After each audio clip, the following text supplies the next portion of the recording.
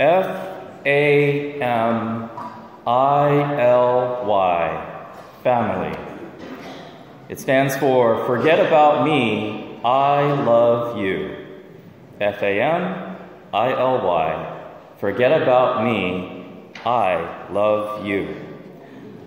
On this feast of the Holy Family, there are two main points for meditation. The first is that the Holy Family, Jesus, Mary, and Joseph, is the prototype and example of all Christian families. And the second is that we too are called to be saints in family life today. The Holy Family is the child Jesus, the Virgin Mary, and Saint Joseph. In today's Gospel, the Holy Family eventually settles in Nazareth. It is here in the silence of ordinary family life that Jesus grew up and became strong, filled with wisdom. They knew homelessness and fatigue. They had to find work and pay their bills. They had to cook and put food on the table, to do laundry, go to synagogue like a good Jewish family and learn the scriptures and make ends meet. They very much went through things our families do today, and they do so in all things but sin. Ordinary family life, when done with love for God, becomes extraordinary and holy. And in particular, Saint Joseph, an ordinary carpenter, had all the pressure and stress of having to provide for his family and his foster son, who was the Son of God. Joseph, a silent man, yet a just man, taught Jesus human manhood. He also felt unworthy to raise the Son of God.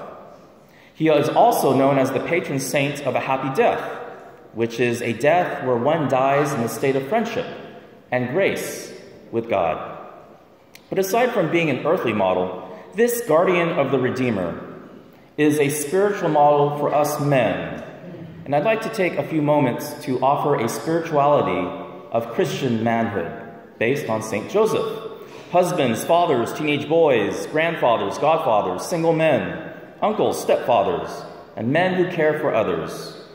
St. Joseph's fatherhood is expressed concretely in not just serving others, but in sacrificially, radically serving others, a total gift of himself, a total oblation where he does not hold anything back.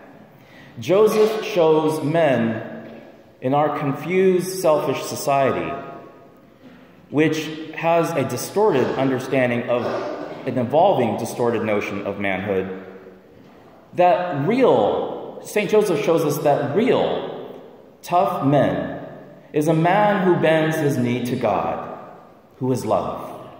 Society and even the church is in crisis because the family is in crisis. Men, stand up for our families. Fight for our families and our children, and the innocent, and the defenseless, and the weak. Defend the church. We are spiritual leaders in a spiritual warfare where prayer, the sacraments, the Word of God, and love are our weapons. The family today is patterned after the Trinity, a communion of persons. The Father loves the Son gives himself back to the Father, and the third person, the Spirit of love, gives himself to the Father and the Son. Each of the persons of the Trinity say to each other, "Forget about me, I love you." And likewise, within our earthly family, we are made in the image and likeness of God, in relationship with each other. The person of the daddy loves the mommy, and the mommy loves the daddy, and from their love, a third person proceeds. Love made flesh. Children, in turn, should honor their fathers and mothers.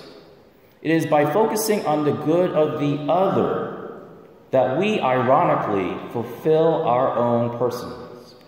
This image of the Holy Family and the Holy Trinity as a self-giving community of persons poured out in love means that we too are called to be saints, to be holy, to go to heaven, which is what we do so in our vocation. And this is the second main point.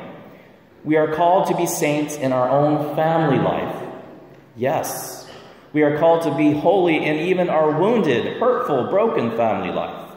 As St. John Paul II said, we are not the sum of our failures and weaknesses, but we are the sum of our Father's love for us. And here are some practical ways to sanctify and make ordinary, holy family life lived out, so that we too can become saints within our own families. Since we can't be good without God's grace and help, we need the Holy Eucharist on Sunday, the sacraments, and there are 7 of them, and prayer. Have we considered consecrating our family to the hearts of Jesus and Mary? Can you and I be an apostle to our broken families in the nuclear and extended family today, which is society is attempting to redefine in an unprecedented way? Are there members in our own families that have not received the sacraments? Have we invited them to receive the sacraments? Like First Communion or Confirmation? Are our adult children married in the church with the sacrament of matrimony? Do we know people that need a convalidation of their civil marriages or an annulment? If there is hurt and wound in the family that needs forgiveness, perhaps the sign of peace during Mass can be a first step to heal and say, I'm sorry, or I forgive you. At the last Mass, after Mass, a lady went up to me and said, Deacon, can you please give me a prayer for my family? And I said, oh yeah, I know about 3 or 4 exorcists who recommend a healing prayer for the family, and I'll go ahead and send that to you. So we need to heal our broken families. The sacrament of reconciliation might help, especially for the new year. Maybe our New Year's resolutions can focus more on strengthening our families and then living a more prayerful and sacramental life. In closing, we reflected on the Holy Family as the prototype and example of all Christian families, and especially St. Joseph, who gave himself totally to the community of his family. And secondly, we reflected on practical ways to live out the universal call to holiness in family life today. Dear Holy Family of Nazareth, we love you. Be with us in our own family life and teach us how to be a holy communion of persons in our own family. F-A-M-I-L-Y. Forget about me. I love you.